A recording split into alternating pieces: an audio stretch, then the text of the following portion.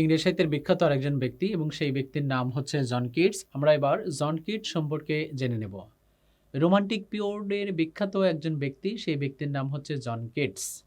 John Keats কোন যুগের কবি? রোমান্টিক পিরিয়ডের কবি। জন কিটস একজন বিখ্যাত ব্যক্তি। হি ওয়াজ বর্ন ইন 1795 থেকে 1821। যদি আমরা কাউন্ট করি তাহলে দেখুন খুব অল্প সময় বেঁচে ছিল, মাত্র 26 বছর বেঁচে ছিল John Keats. John Keats tuberculosis যক্ষা রোগে মারা গিয়েছিল এবং এই ব্যক্তি ইংরেজ সাহিত্য অমরত্ব দান করেছে এই অল্প সময়ের মধ্যে দিয়েও। আমরা জানি বাংলায় কিশোর কবি বলা হয় সুকান্ত ভট্টাচার্য, মাত্র 21 বছর বেঁচে ছিল, কিন্তু ইংরেজ সাহিত্যের কিশোর কবি বলা হয় এই ব্যক্তিকে, জন কিটসকে, যা 26 বছর বেঁচে ছিল।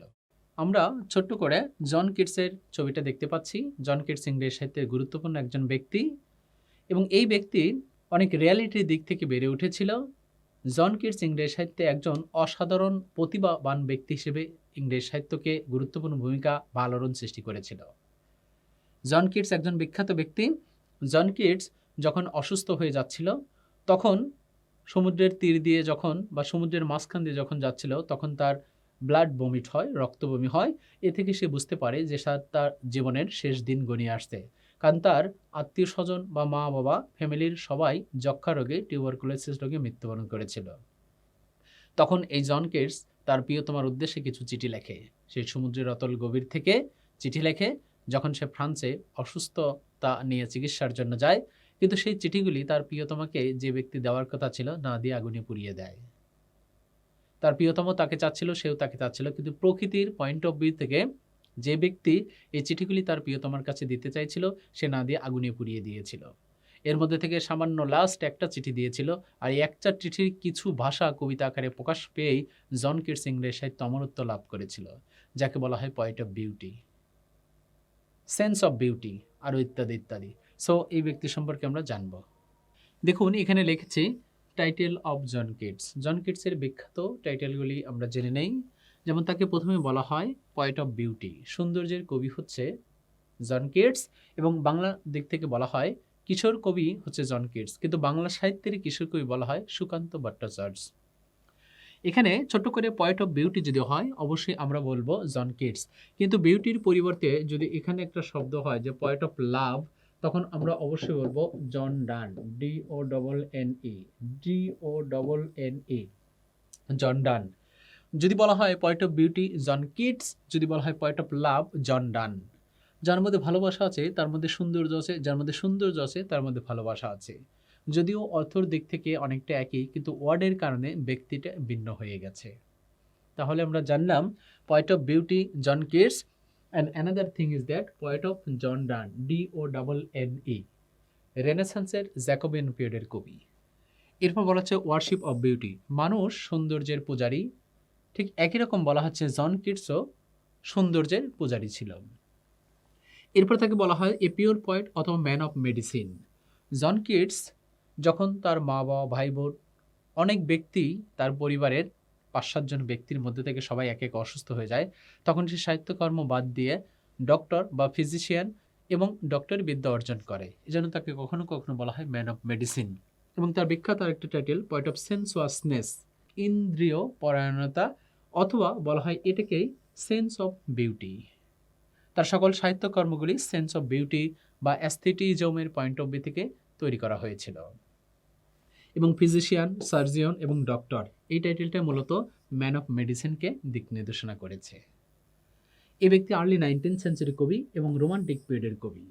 লাস্ট স্টেপ বলা হচ্ছে youngest poet of English literature, ইংরেজ সাহিত্যের সবচেয়ে কিশোর কবি হিসেবে তুলে ধরা হয় যে ব্যক্তিকে, সেই ব্যক্তির নাম হচ্ছে জন কিটস। ইংরেজ সাহিত্য অমরত্ব দান করেছিল তার সাহিত্যকর্মের মাধ্যমে যে ব্যক্তি, সেই ব্যক্তির নাম হচ্ছে জন কিটস। এই সকল টাইটেলগুলি ইম্পর্টেন্ট।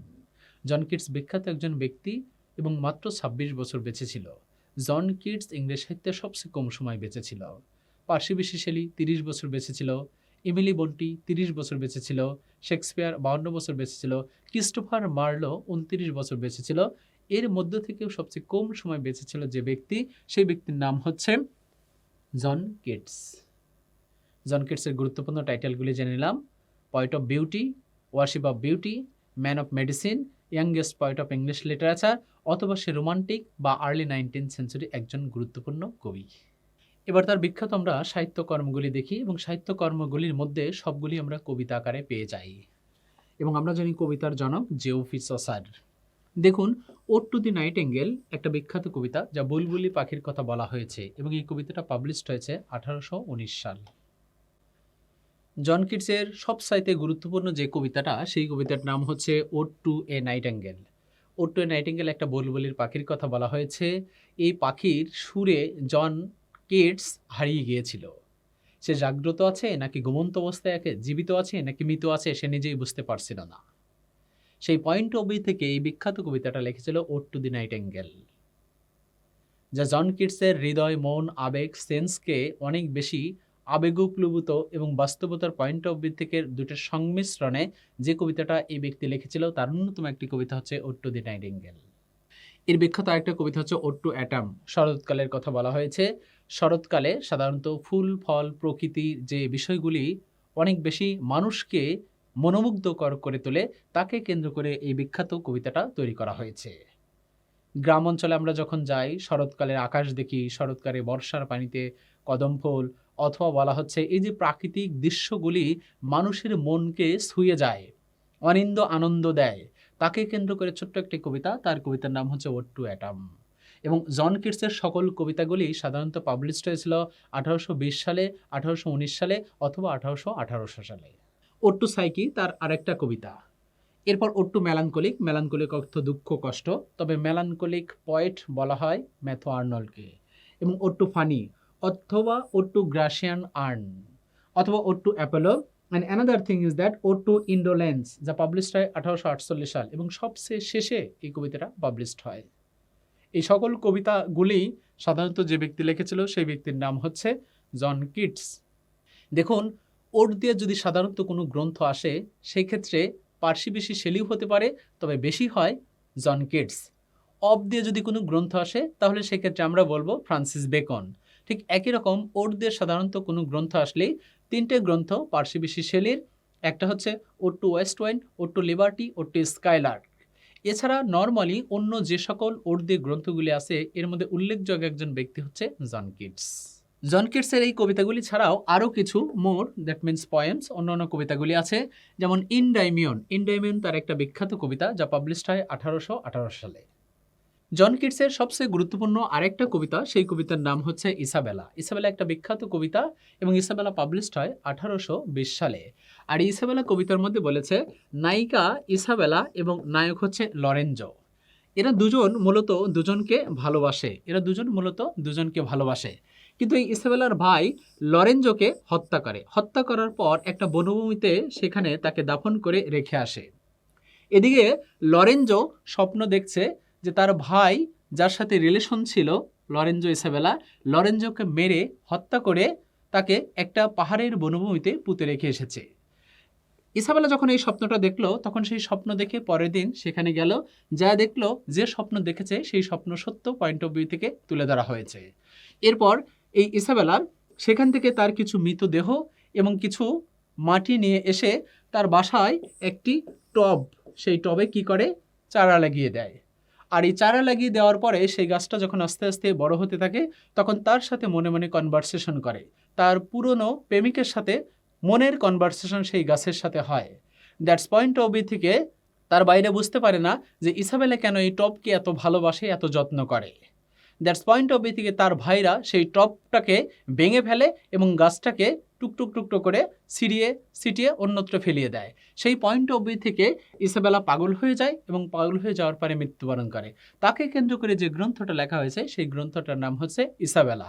আর এজন্য ইসাবেলার অপর নাম বলা হয়েছে দি টব বা টব, দি টব অফ দি বা টব, টিউবি বলা যায়, টিউবি, দি টব বা টব দুটি বলা যায়, দি টপ of the Basil.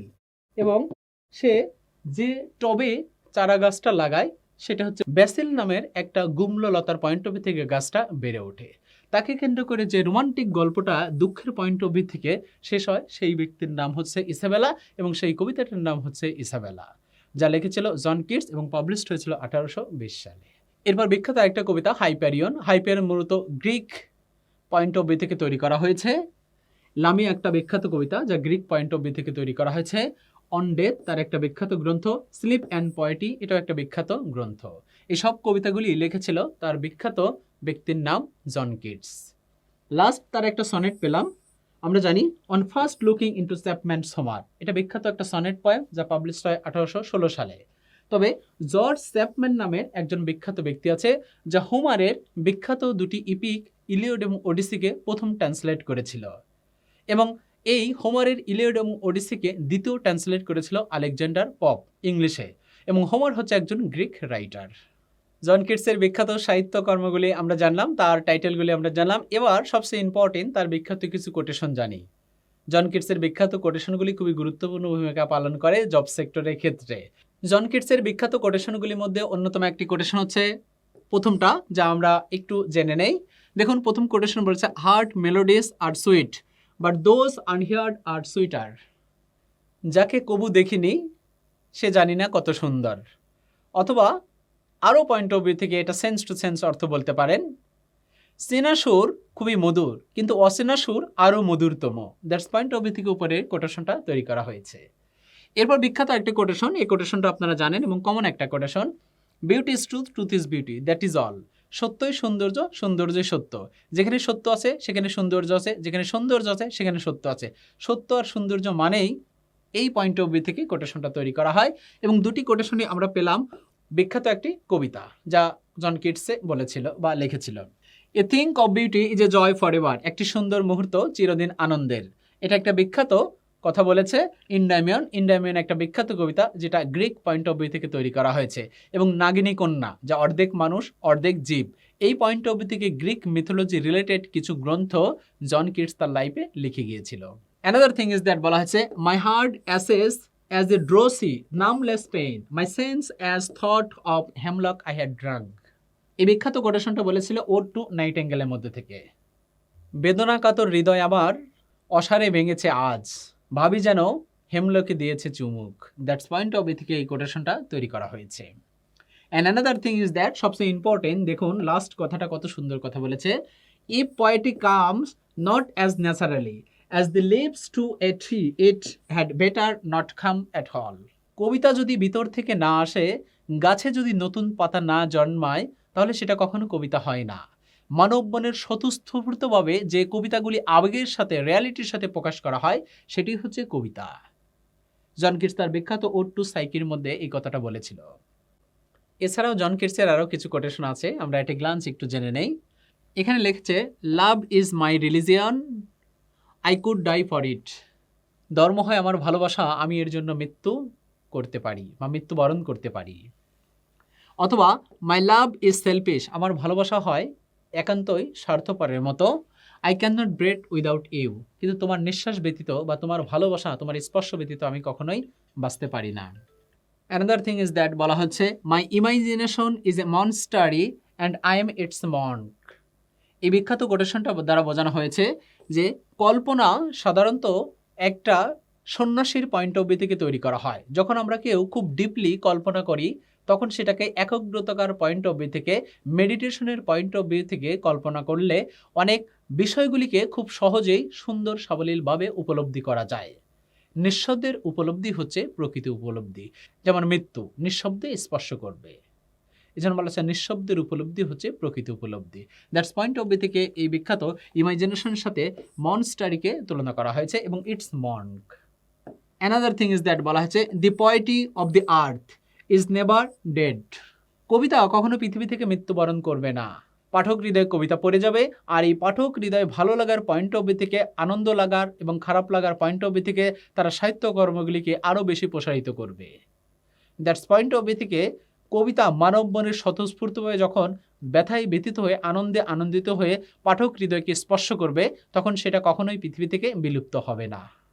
Another thing is that বলা হয়েছে, give me books, friends wine, foods, fine weather and a little music played out of doors by somebody I do not know. আমাকে পুরনো কিছু বই দাও, পুরনো কিছু মদ দাও এবং ফুডস দাও এবং ভালো ওয়েদার দাও এবং মিউজিক করার মতো বাইরের বারান্দার মতো বা নেইজেলের মতো কিছু জায়গা দাও, যেখানে আমি এটা কারোর সাথে শেয়ার করব না। সেই কথার পয়েন্ট অফ ভিউ থেকে বলা হয়েছে, give me liberty to know, to utter, to argue freely according all of conscience above all of my liberties. স্বাধীনতা দাও, বলতে দাও, পুরোনো মদ দাও, কিছু বই দাও, ফল দাও, ভালো ওয়েদার দাও, ভালো মিউজিক দাও, তাহলে আমি আমার জীবনকে অনেক বেশি চেঞ্জ করার পয়েন্ট অফ ভিউ থেকে শরৎকাল বা বসন্তকালের বিষয়গুলি সাধারণ মানুষের কাছে অনেক সুসজ্জিতভাবে সুন্দরভাবে ফুটিয়ে তুলব। লাস্ট কথাটা বলেছে, I find I can not exist without poetry. আমি মনে করি কবিতা ব্যতীত কোনো অস্তিত্ব নেই, যার জন্য বলা আছে কবিতা নিঃশব্দে শব্দ তৈরি করে, নিঃশব্দের মূল্য অমূল্য। প্রত্যেকটা কথাকেই সেন্স অফ বিউটির পয়েন্ট অফ ভিউ থেকে জন কিটস সাহিত্যকর্মগুলি তুলে ধরেছে, যেখানে অ্যাস্থেটিজম, শ্রী, সৌন্দর্য, নান্দনিক তত্ত্বর পয়েন্ট অফ ভিউ থেকে তার সাহিত্যকর্মগুলি পাঠক হৃদয়ের কাছে পৌঁছিয়ে দিয়েছে। এসব বিখ্যাত বিখ্যাত কোটেশন আমরা একটা গ্লান্স জানলাম John Keats.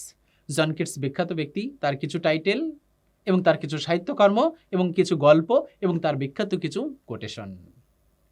So dear viewers, জন কিট থেকে জব সেক্টরের জন্য এতটুকু পড়লেই দ্যাটস এনাফ। ভালো থাকবেন, সুস্থ থাকবেন, সবার জন্য শুভকামনা। আগামী দিন হোক আরও সুন্দর, আরও উজ্জ্বল। আসসালামু আলাইকুম ওয়া রাহমাতুল্লাহ।